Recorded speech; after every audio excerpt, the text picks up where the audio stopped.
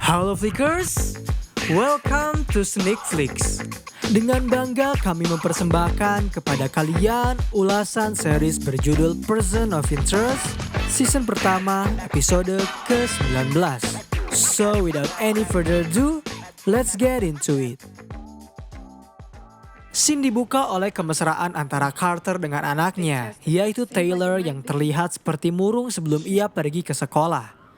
Karena tak ingin melihat wajah dari anaknya bersedih, Carter bertanya terkait apa yang terjadi padanya.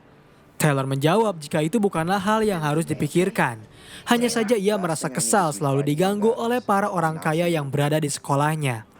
Namun ia juga tahu, ibunya mungkin tak akan sempat untuk menyelesaikan masalah ini karena ia sadar ibunya pasti akan lembur. Kemudian Taylor pergi begitu saja.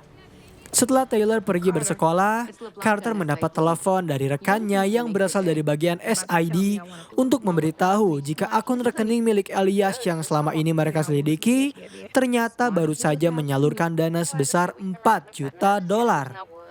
Mendengar hal itu tentu membuat Carter terkejut dan ia langsung segera pergi menuju kantor. Di satu sisi, Rhys yang baru saja tiba di markas langsung mendapatkan informasi mengenai nomor terbaru dari mesin yang baru saja keluar. Nomor kali ini akan sedikit berbeda dan juga akan sedikit sulit karena ternyata mesin mengeluarkan 5 nomor sekaligus. Rhys halus melindungi kelima kepala keluarga tersebut. Terlihat beberapa foto berurutan dimulai dari Caparelli, Zambrano, Grifoni, Basil, dan juga yang terakhir adalah Ginny Moretti. Anak kandung dari Moretti yang mengambil alih penjara setelah ayahnya keluar dari sana. Saat mendapat perintah untuk melindungi para mafia yang disebut sampah itu, ia sempat tak memperdulikannya. Karena mungkin saja inilah saat yang tepat untuk para sampah itu saling memusnahkan diri sendiri. Tetapi Finch menegaskan, mereka tak boleh sama seperti mereka. Terlebih Rhys adalah mantan agen CIA sehingga ia tahu seberapa tinggi integritas yang ia miliki. Kembali ke Carter, rekannya menjelaskan terkait lintasan dana $4 juta yang dikirim ke dalam 1.000 rekening kecil berbeda yang membuat mereka bertanya-tanya, apakah yang berusaha Elias beli? Setelah pada akhirnya Rhys setuju untuk melindungi kelima kepala keluarga tersebut, ia langsung mengawasinya. Finch dari kejauhan memberi informasi jika mereka selalu bertemu 1 bulan sekali di sebuah tempat di daerah Brooklyn. Beruntungnya, tempat yang mereka selalu gunakan baru saja menggunakan alarm kebakaran terbaru yang membuat Finch bisa meretas sistem keamanan mereka dan bisa mendengarkan apa yang mereka bicarakan. Terdengar samar-samar, mereka membicarakan tentang upaya Ginny Moretti yang ingin menekan keluarga untuk melakukan sesuatu terhadap Elias setelah apa yang ia lakukan pada ayahnya. Namun nampaknya keluarga sedikit tak peduli dengan urusan keluarga mereka. Justru mereka harus berfokus pada berbagai pengiriman yang akan terjadi. Sementara itu, Elias dengan penuh perhatian tetap memberi ayahnya jatah makan. Karena Moretti tahu pada akhirnya ia akan dibunuh, dirinya bertanya, mengapa Elias tak menembaknya langsung? Elias menjawab, karena ia tak ingin Moretti melewatkan pentas. Dirinya berjanji akan membuat keluarga kembali bersatu dan membuatnya menjadi pemimpin kendali. Sayangnya, Elias tak akan pernah bisa membagikan kekuasaannya karena ia tak pernah mendapatkan pelajaran mengenai hal tersebut setelah ibunya tewas dibunuh sendiri oleh ayahnya. Terlihat Lionel yang memiliki tugas untuk kembali masuk ke dalam HR akhirnya bertemu dengan pimpinan organisasi yang ternyata memiliki tugas khusus untuk Lionel agar menyelidiki siapa pria berjas yang telah menembak lutut salah satu anak buahnya. Lionel tahu pria yang dimaksud oleh bosnya adalah Rhys dan ia diminta untuk tak bertanya terkait apapun selain melakukan tugasnya. Karena Rhys harus bergerak dengan cepat, ia lantas dengan segera menghampiri Caparelli terlebih dahulu untuk memberitahunya terkait informasi penting yang harus ia ketahui. Ketika Caparelli mendengar kabar bahwa Elias akan mengincarnya, ia tak peduli dengan hal itu. Terlebih dirinya melihat Rhys bukan sosok pria yang dapat dipercaya. Memang benar, Rhys tak memiliki hak untuk melarangnya percaya. Tetapi perkataan Rhys langsung terbukti dengan adanya ledakan dari mobil yang dikendarai oleh Caparelli bersama anak buahnya. Scene lalu flashback pada tahun 1983 kepada Elias kecil yang kala itu mendapat bulian dari teman-temannya. Sedari kecil Elias telah memiliki niat untuk membunuh semua orang yang telah menyakitinya, terlebih keluarganya ataupun ibunya. Namun sang pengasuh dari Elias mencoba untuk tetap menenangkannya dengan memberitahu jika mereka adalah anak dari segala raja. Melihat Caparelli diledakkan membuat Rhys langsung dengan segera menelpon Elias agar mau menghentikan aksinya.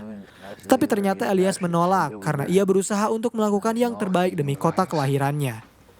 Ia ingin menyingkirkan para gangster tersebut dan bahkan Elias meminta kepada Rhys untuk menyerahkan semua ini padanya. Yang sayangnya, Rhys pun menolak karena seberapa banyak pun usaha yang akan Elias lakukan untuk membunuh mereka, Rhys pasti akan mencari cara untuk menghentikannya, sehingga Elias tak bisa menunggu rencana apa yang akan Rhys lakukan. Bersama Finch, Rhys membicarakan terkait langkah selanjutnya yang mereka harus tempuh. Karena ia yakin Elias pasti akan memiliki rencana untuk menghabisi mereka semua secara bersamaan. Di satu sisi, Carter terlihat telah menerima informasi dengan baik. Ia bersama salah satu anggota polisi telah berhasil menyebut Basil untuk mendapatkan perlindungan. Ketika mereka hendak kembali ke mobil polisi, ternyata mobil yang seharusnya mereka jemput menghilang. Justru yang muncul adalah seorang pria lengkap bersenjata menembak Basil dan juga rekannya. Karena tak ingin Basil tewas, Carter berusaha untuk berlindung diri hingga tiba-tiba saja pria bersenjata itu tewas setelah Rhys menembaknya. 1991, Elias kini tumbuh dewasa di lingkungan yang penuh akan kejahatan sehingga membuatnya menjadi salah satu dari bagian mereka. Saat itu Elias bekerja menjadi kurir narkoba pada salah satu agen mafia. Setelah Elias memberikan paket narkoba terbaru, bosnya mengajaknya untuk berbicara. Bahkan ia sampai mengusir anak serta pengawalnya agar mereka bisa berbicara secara empat mata. Ternyata saat itu pria tersebut tertarik dengan nama dari Elias karena ia pun mengenal siapa ibunya. Dan Elias diberi pertanyaan, apa yang ia cari di sini? Elias dengan tegas menjawab bahwa ia ingin mencari pengalaman dan ingin membuat dirinya terlihat seperti bosnya sendiri. Pria itu pun lalu tersenyum, lalu menjelaskan mengenai proses bagaimana berlian bisa menjadi incaran banyak orang. Dan kini, Elias pun bisa menjadi berlian tersebut setelah ia diberi tempat di dalam keluarga mafia itu. Kembali ke masa kini, setelah Rhys berhasil menyelamatkan Carter, mereka langsung mengadakan pertemuan yang tak lama kemudian Finch pun ikut bergabung untuk membahas terkait apa yang harus mereka lakukan dalam meredam aksi dari Elias. Carter berpendapat, mungkin ia akan berusaha untuk meyakinkan para kepala keluarga lainnya agar mau bekerja sama dengan mereka. Dan tanpa banyak bicara, Rhys langsung memberikan Carter perlengkapan senjata lengkap agar ia bisa lebih berhati-hati dalam beraksi. Sebenarnya Carter sedikit penasaran dengan bagaimana cara Rhys bisa mendapatkan senjata selengkap itu. Tetapi Rhys meminta kepada Carter untuk tak menanyakan hal tersebut. Keesokan harinya dengan meminta bantuan pada Lionel, Carter langsung menyetel setiap senjata serta rompi anti peluru untuk meyakinkan para kepala keluarga agar mau bekerja sama dengan pihak kepolisian. Sementara itu, Rhys masih melakukan tugasnya dengan mengawasi para anak buah dari Elias yang ternyata sedang membuntuti pimpinan organisasi polisi korup. Saat mendengar informasi yang diberikan oleh Rhys, Finch bisa menduga jika kemungkinan besar Elias memiliki rencana cadangan karena ia saja masih tak percaya dengan organisasi polisi korup tersebut, padahal Elias telah membayar mereka. Setelah Carter menyiapkan senjatanya, ia langsung masuk ke dalam kerumunan kepala keluarga tersebut dan menyatakan dirinya siap untuk melindungi mereka semua agar menjadi tahanan sementara. Saat melihat Carter datang begitu saja membuat mereka sedikit tertawa. Lalu mereka menjelaskan jika keluarga tak pernah bekerja sama dengan pihak kepolisian. Carter pun paham sehingga ia memiliki cara tersendiri agar mereka mau bekerja sama dengannya, yaitu melalui cara kekerasan. Tanpa berbicara ataupun memberi aba-aba terlebih dahulu, Carter dan Lionel langsung mengacungkan senjata pada mereka semua, sehingga pada akhirnya mereka setuju untuk berada di bawah perlindungan polisi. Ketika Carter telah memindahkan mereka semua ke dalam mobil, ternyata anak buah Carter tiba sehingga terjadi sedikit baku tembak sebelum Carter mendapatkan telepon dari Finch yang menyuruhnya untuk bersembunyi di sebuah tempat yang telah Finch persiapkan. Atas bantuan yang Finch berikan, mereka akhirnya bisa berlindung terlebih dahulu. Terlihat Elias masih mengajak ayahnya berbicara terkait masa lalu mereka. Elias juga masih ingat jika dahulu ayahnya adalah ahli dalam memegang pisau. Lalu tiba-tiba saja, salah satu anak buah dari Elias datang, menghampirinya untuk memberi informasi jika sementara itu, Rhys yang masih dalam penugasannya mulai merasakan ada yang tidak beres ketika ia melihat para anak buah dari Elias yang berkumpul tak di satu titik. Finch beralasan jika mungkin saja mereka sengaja melakukan hal itu. Terlebih kini para kepala keluarga berada di tempat yang lebih aman karena hanya Carter dan Lionel saja yang mengetahui di mana tempat itu berada. Lalu tiba-tiba Reese bertanya, adakah salah satu anak buah Elias yang berada di sebuah sekolah SMA? Ketika Finch melihat, ia memang memeriksa ada salah satu anak buah Elias yang berada di sana. Dan Reese baru tersadar jika ternyata Elias pun mengawasi anak dari Carter. Dan benar saja dugaan dari Reese, karena saat itu terlihat tangan kanan dari Elias telah menjemputnya dengan alibi jika ibu dari Taylor mengalami kecelakaan. Karena tak bisa berbuat banyak, Finch pun mencoba menelpon Taylor untuk memberitahunya jika kini ia sedang dalam bahaya. Namun anak buah dari Elias menyadari hal itu terlebih dahulu sehingga ia berhasil mengancamnya. Ketika mereka hendak pergi, Reese tiba di waktu yang tepat.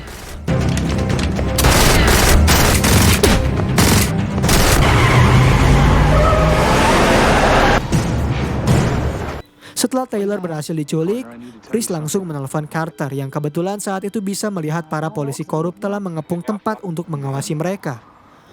Reese memberitahu sedikit informasi pahit kepada Carter bahwa kini anaknya berhasil diculik oleh Elias, yang tak lama kemudian pun Elias menelpon balik Carter.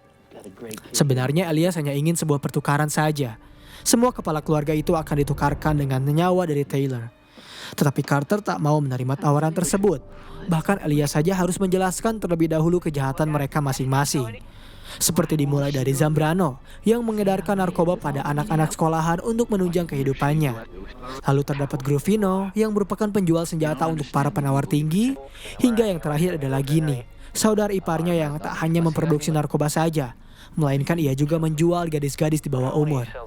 Apa yang Elias ingin lakukan tak lain hanya untuk menyingkirkan mereka semua saja. Karena ia ingin membuat sebuah revolusi untuk menjadikan kejahatan kriminal yang lebih terorganisir. Meskipun begitu, setiap perkataan Elias tak membuat Carter gentar karena ia tetap pada pendiriannya. Setelah itu, ponsel Reese kembali terhubung dan ia telah berjanji pada Carter untuk mengembalikan anaknya dalam keadaan sehat walafiat. Kemudian Reese menelpon Finch untuk meminta bantuan agar mencarikan alamat keberadaan di mana Taylor diculik. Padahal saat itu, sebenarnya Finch telah berada selangkah lebih depan untuk menggagalkan rencana dari Elias. Terlihat Finch rupanya tanpa rasa takut mendatangi pimpinan organisasi HR untuk menjelaskan serta meminta bantuan padanya agar mau memberitahu di mana lokasi Elias bersembunyi. Awalnya pimpinan polisi korup itu enggan mempercayai Finch. Namun setelah Finch memperlihatkan beberapa bukti yang membuktikan jika Elias memiliki rencana lain di balik alasan ia menyewa organisasi HR, akhirnya pimpinan polisi korup itu mau memberitahu lokasi keberadaan Elias, yang sebenarnya saat itu telah berada di luar gedung, bersembunyi di tempat Carter untuk mengajaknya berbicara. Tak tanggung-tanggung, Elias bahkan membawa tukang lasnya sendiri untuk membongkar masuk ke dalam apabila Carter masih enggan untuk memberikan para kepala keluarga tersebut. Lalu scene kembali flashback pada tahun 1991, momen ketika Elias yang masih remaja mencoba untuk dijebak oleh rekannya sendiri dengan mengajaknya ke tengah hutan. Saat itu rekan kerja Elias mencoba untuk membodoh-bodohinya yang padahal sudah sangat jelas mental Elias telah terbentuk sedari dulu, sehingga ia tak memperlihatkan rasa takut sama sekali. Bahkan ketika Elias berusaha diserang, ia berhasil membalikkan keadaan dengan menembak kedua orang tersebut hingga tewas, lalu meninggalkannya begitu saja di hutan. Kembali ke masa kini, Finch mengatakan Reese di tempat keberadaan Taylor. Saat itu Finch sempat bertanya apa yang bisa ia lakukan, karena sejujurnya ia masih belum bisa mengenakan pistol. Namun Reese tak memperdulikan hal itu. Ia cukup berterima kasih pada Finch karena telah menjadi supirnya dan meminta kepada Finch untuk tetap bersembunyi. Kemudian Reese langsung masuk ke dalam markas dari anak buah Elias tanpa rasa takut, menembaki beberapa orang di sana, terutama orang yang telah menyekap Taylor. Dan setelah memastikan Taylor baik-baik saja, ternyata ia pun melihat Moretti berada di tempat yang sama. Lantas Moretti langsung bertanya, apakah kali ini Reese akan menembaknya? Reese tersenyum. Ia tak memiliki rasa balas dendam sama sekali, sehingga dirinya malam ini akan menyelamatkan Moretti. Di tempat persembunyian, pengkhianatan sempat terjadi oleh Zambrano yang tak percaya pada Lionel karena ia tahu Lionel adalah salah satu anggota polisi yang bekerja pada HR. Tetapi semua itu dapat dihentikan oleh Elias yang telah berhasil membobol pintu. Semua orang langsung terdiam. Sementara Carter dan Lionel langsung mengacungkan senjata meminta kepada Elias untuk menyerahkan diri karena Lionel ternyata telah menelpon bantuan. Dan memang benar, terlihat beberapa mobil polisi telah berada di tempat untuk menangkap mereka semua. Sehingga mau tak mau Elias pun menyuruh kepada anak buahnya untuk menyerahkan diri, termasuk ia sendiri. Setelah Elias berhasil tertangkap, Carter mendapat telepon dari Taylor yang memberi kabar jika ia baik-baik saja berkat orang keren yang ibunya kirim. Lalu keesokan harinya pun mereka bisa kembali bertemu. Reese hanya memperingati Carter untuk tetap berhati-hati. Dan scene terakhir di episode kali ini memperlihatkan Elias yang telah berada di penjara menelepon Moretti yang telah dijemput oleh anaknya. Di sana Elias sebenarnya hanya ingin mengucap selamat tinggal pada ayah dan juga saudara tirinya dengan harapan ia bisa berada di sana. Lalu tak lama kemudian, mobil yang mereka kemudikan meledak dengan keras. Sementara Elias hanya bisa tersenyum di dalam penjara, karena itu semua telah ditangani oleh tangan kanannya. Dan pembahasan mengenai series Person of Interest season pertama episode ke-19 pun berakhir di sini. Bagaimana menurut kalian? Apakah series ini cukup menarik untuk diikuti? Berikan komentar positif kalian di kolom komentar. Beri kami ulasan mengapa series ini menarik bagi kalian dan jangan lupa nyalakan lonceng notifikasi, tekan tombol subscribe serta tombol like jika kalian menyukai pembahasan kami. Dan sampai berjumpa kembali di episode selanjutnya.